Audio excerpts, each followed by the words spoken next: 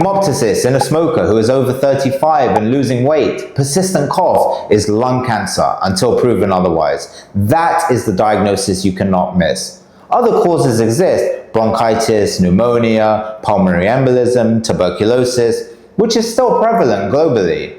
But in this patient, lung cancer is the priority. In the UK, NICE guidelines flag exactly this symptom combination for urgent chest X-ray. In the US, this is a standard MCAT clinical vignette.